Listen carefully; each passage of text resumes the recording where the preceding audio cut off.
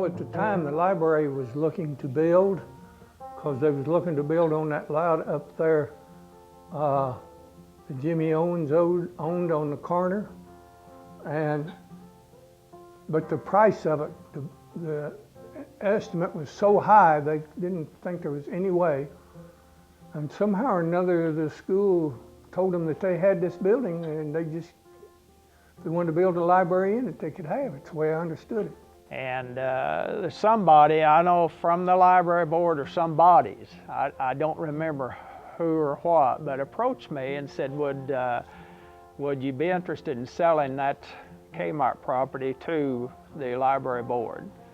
And I said, well, let me talk to the school board.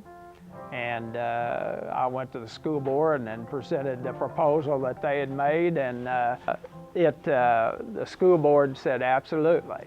And that's how we made the connection.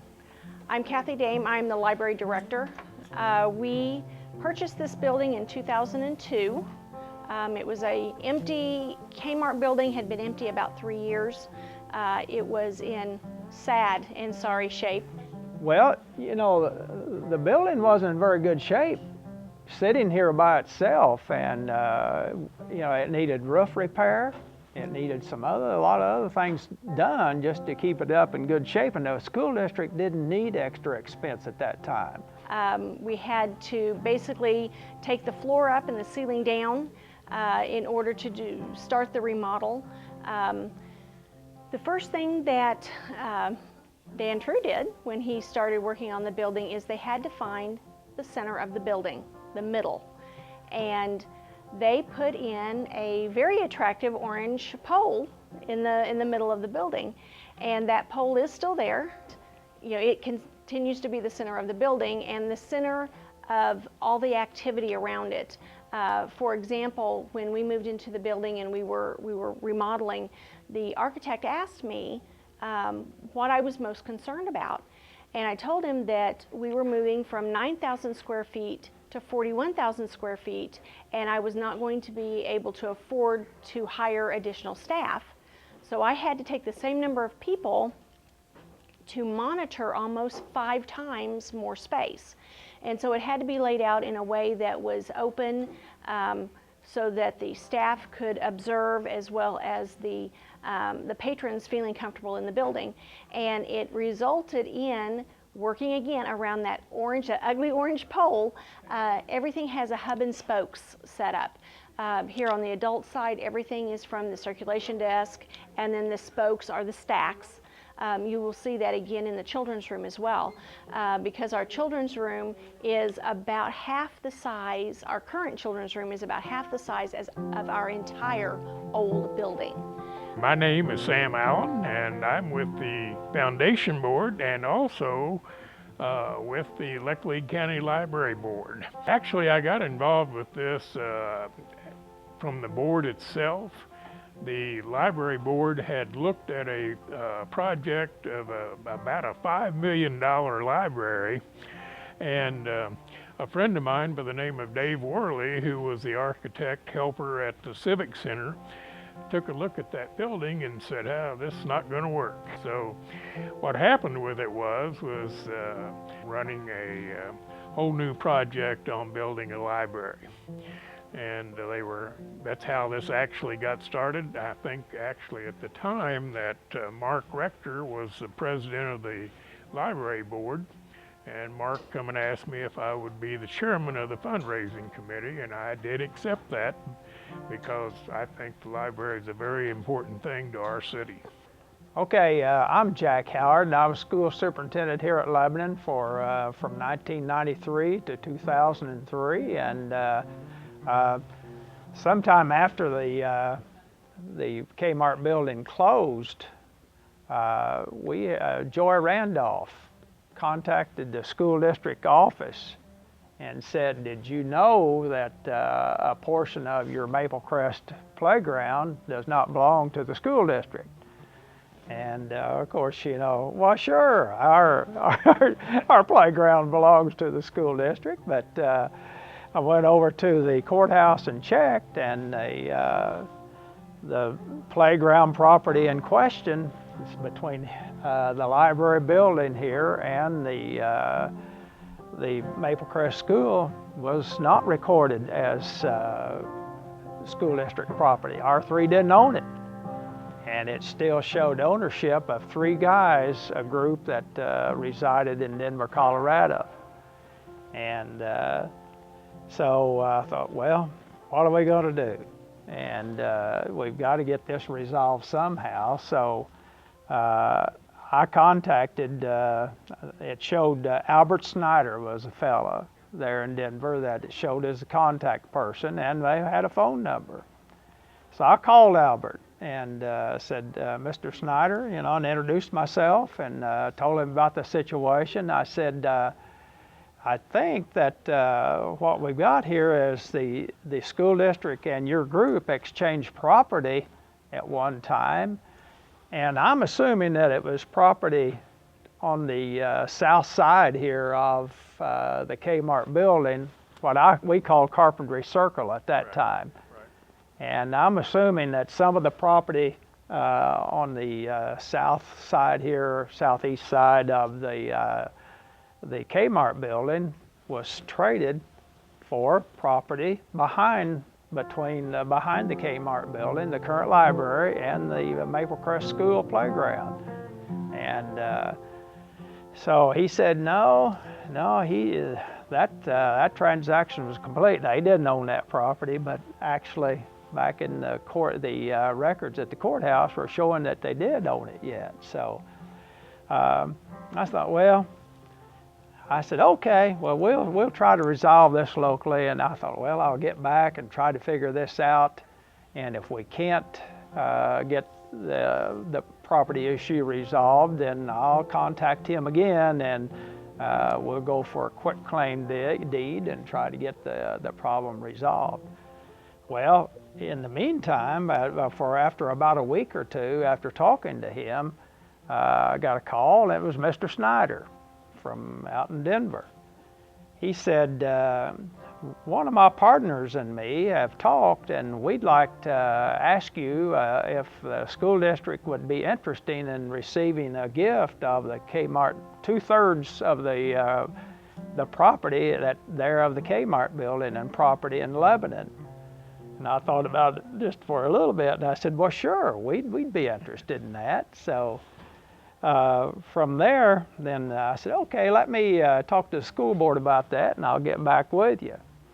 So we got a school board meeting set up and talked to the board. Of course, there was no question about it. Said, sure, we'd like to have 2/3 of that property. But Mr. Snyder said the only stipulation that he had was that we be able to get an appraisal of $1 million or more.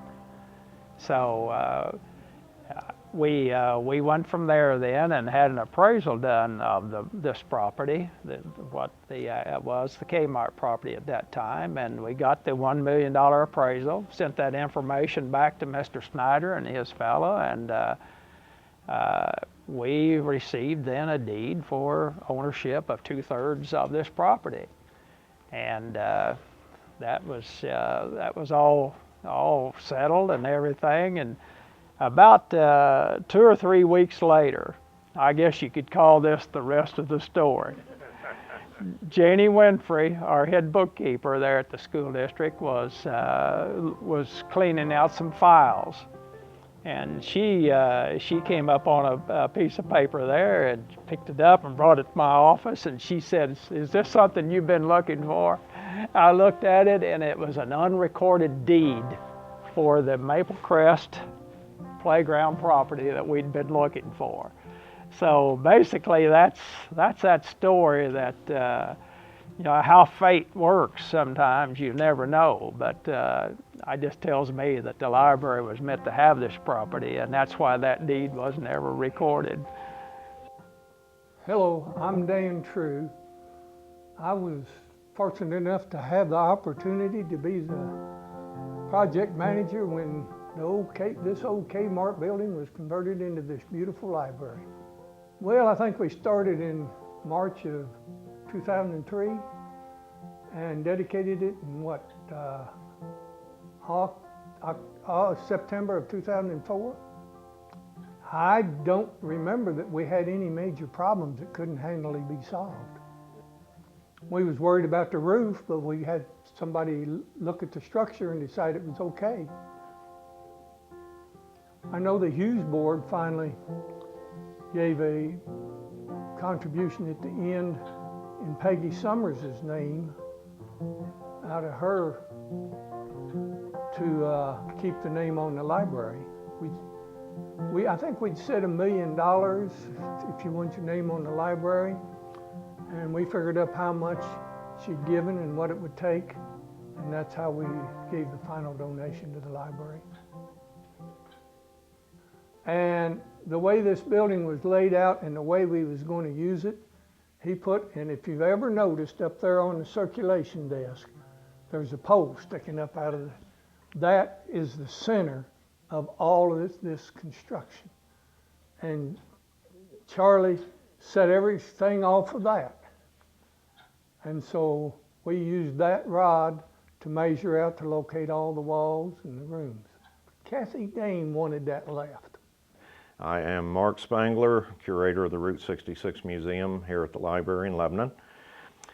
The things that come to mind are how progressive we are for a town this size, and how with our local history and with national history, with topics of national history, how we have actually embraced those and tried to do something with those, very much to our credit.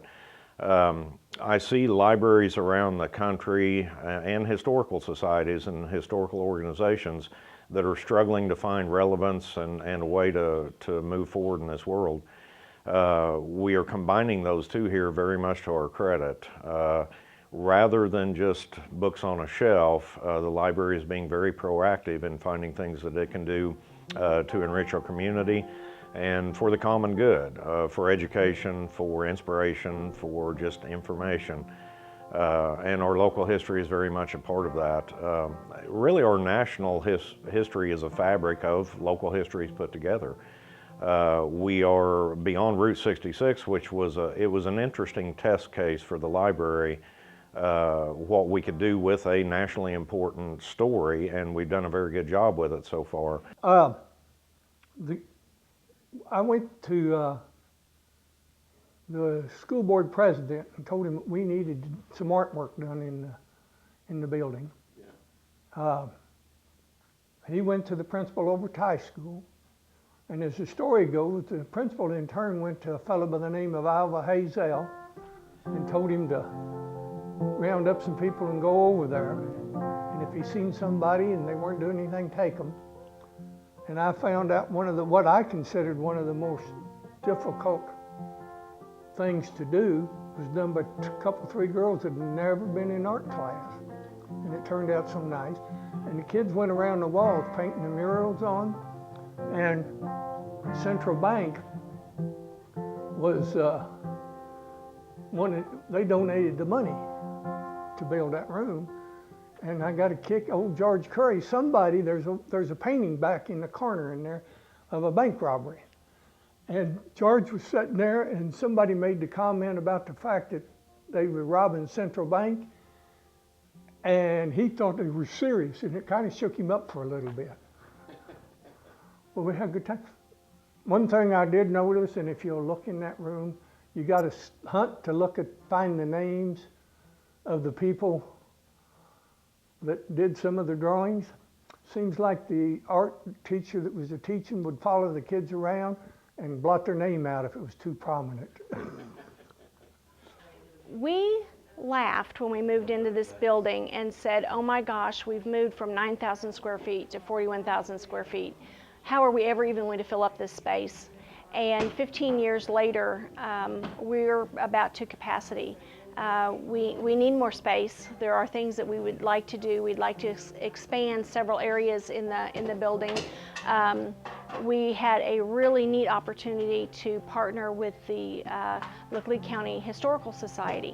And in doing that, we took in all of their materials. And it was everything from large items to probate records and everything in between. And so that is something we'd like to see, is be able to better display their collection and make that available for the patrons as well. And they brought in all kinds of stuff from Route 66, and it was extremely successful. Well, along about this time, I heard the rumor that the library was wanting to build a new building, and they had purchased the Kmart building over on Jefferson Street. So I went to Kathy Dame and explained to her the value of having a permanent Route 66 museum in her library. We basically raised $2 million in 18 months. That was interesting, and I don't know if Dan got an opportunity to answer the question, but you know, every week donations would come in, and every week we would pay these construction workers. And you know, I lived in absolute terror for 18 months that the week would come that the donations didn't arrive like we had planned. And you know, we had these really great construction workers. These guys were wonderful and dedicated and took so much pride in what they were doing that we would have to say to them, I'm sorry, we need to lay you off for a week. And you know, that doesn't happen. You know, they're going to find another job someplace else, and we were going to lose them. And the fact that we managed every week to at least make the payroll, if not more, is just amazing. And we had things like, as you know, Alva, when we were working on the murals in the children's room, we had donors who provided all the paint, they provided all the supplies, and the food. We actually, we kind of made a deal with the school that they would allow to bring these kids over and do all this amazing work. We just had to feed them. Well, at any one time, there would be 40 to 70 kids in our children's room painting and drawing. And we had to feed them a breakfast and a lunch. And every day, we had donations from local restaurants. Sometimes it was donuts, sometimes it was pizzas, you know, whatever it was, we were able to feed the kids. And I know that ran into that bad weather winter time, and there was no school. The library was open, but school was closed for bad weather. And you know, those kids still showed up. A bunch of them still showed up. I hadn't even been expecting them, because I thought, well, they're a teenager, they're going to sleep in if they can.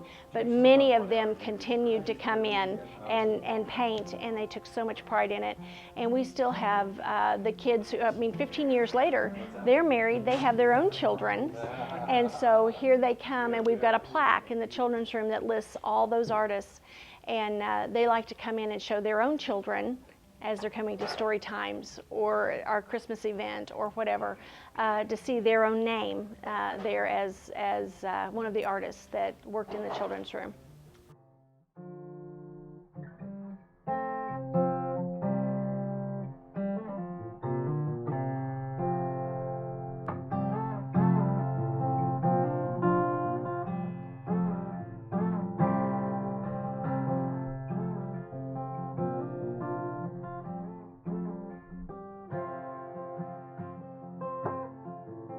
My name is Bill Wheeler. I'm a retired educator, and when I was first retired from education, I worked at the Civic Center and helped start the Route 66 Museum. And it actually started about 16 years ago. I was working at the Civic Center, helping Sam work in tourism. And I was trying to come up with something that was attractive in Lebanon, that would attract tourists to the city of Lebanon. And realizing that we had Bennett Spring, which is 12, 15 miles away, we did not have a Disney World, we did not have a Six Flags close to us, And I went through all of the things that tourism involved. And I got the idea that Route 66 was a resource that we had not really touched on in Lebanon. And I went out and I started talking to some of the movers and shakers in town, and they agreed with me.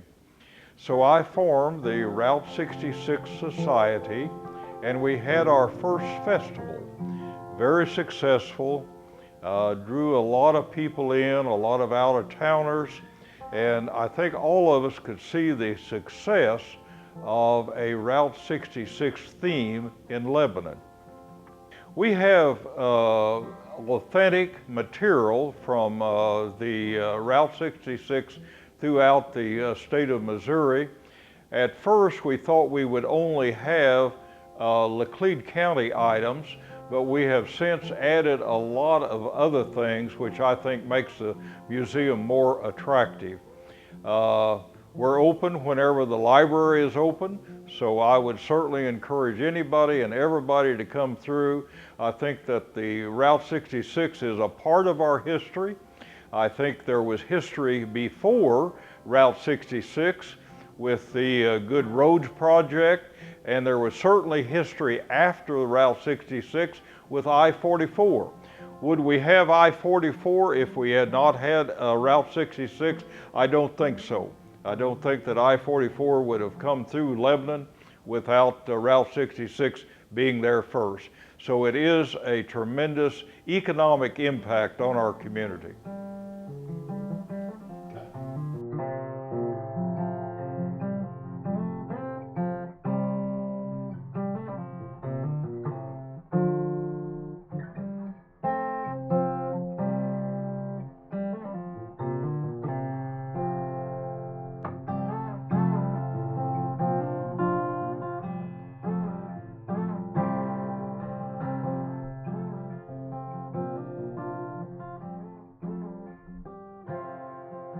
You going to edit anything? I'm going to edit the tar out. Good.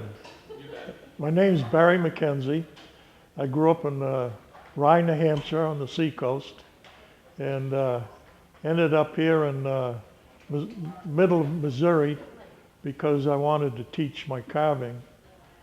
So one day, I've done some odd jobs for the library and stuff. At the Civic Center, I've done the picture frames that are downstairs. And so Sam Allen called me up and he said, we'd like to have you do some carving. We have a wall at the library that needs some carving to put up there. Well, I thought maybe something, maybe this big. And they said, no, we want to fill the whole wall. And I'm thinking, I haven't seen the wall, but that sounds like it's going to be a pretty big wall. And he said, yeah, it's about 10 foot and 10 foot square. And I said, I'd never done anything bigger than a bread box. And so it was something to think about.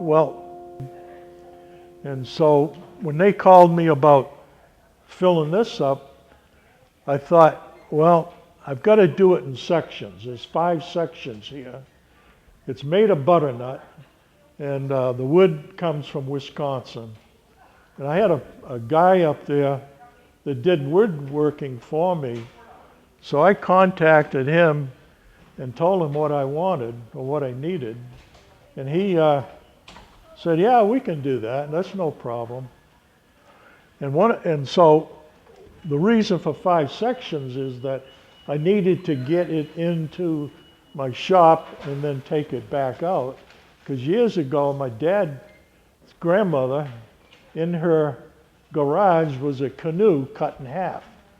Well, I asked him when he was sick in the hospital, Dad, I said, why is that canoe cut in half? He says, well, Sid, his brother, we made it down in Grammy's basement, and we couldn't get it out of the basement, so we had to cut it in half. Well, I didn't want to cut this in half. So then I looked at this thing and I said, wow, this thing's going to be pretty big. And so they said that, well, we have plaques and leaves to put on, and they're going to, probably families are going to want to be together. And so I had to figure out if I had enough limbs and branches for all the nameplates that go on there. And so I wanted a branch that looked like it broke off here. And over here, they had a real nice swirl of grain. And I said, boy, I sure would like to save that. So I started carving into it. Now it disappeared, and now I got a hole. And so I called my brother up and I said, Kent, I said, he lives up in New Hampshire. I said, can you carve me an owl to fit in a hole? He said, sure. So I sent him a piece of scrap wood with the same size hole, and he sent me that. And my own is the bird up there on the nest. That's one of my favorites. And I wanted the root system, or the trunk, to kind of blend in with the roots a little bit so that it didn't look odd, out of shape, and unbalanced. And the lettering is leaf design, which is my own development. And the first letter I started took me 8 hours. My name is Roger Shear, and this song is called Berkeley Springs.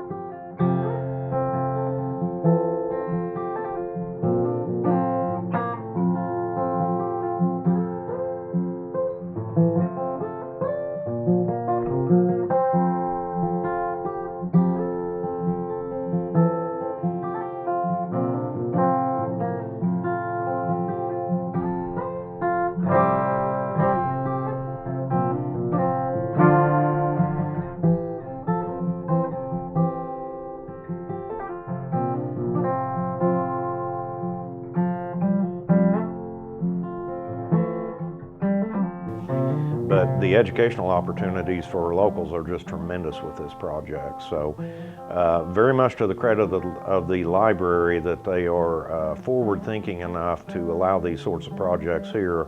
Again, rather than just books on a shelf, what can we do here to enrich Laclede County? And that's a good example of such a project.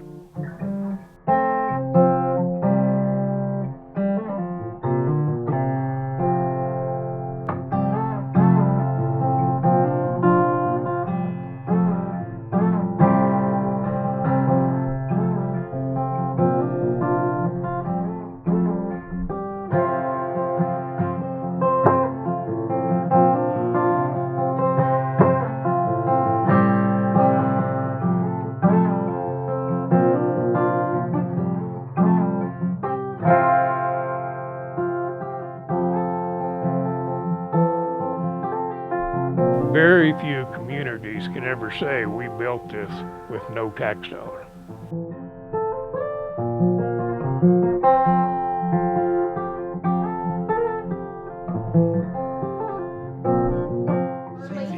The architect, we never paid Charlie a dime. He never sent me a bill.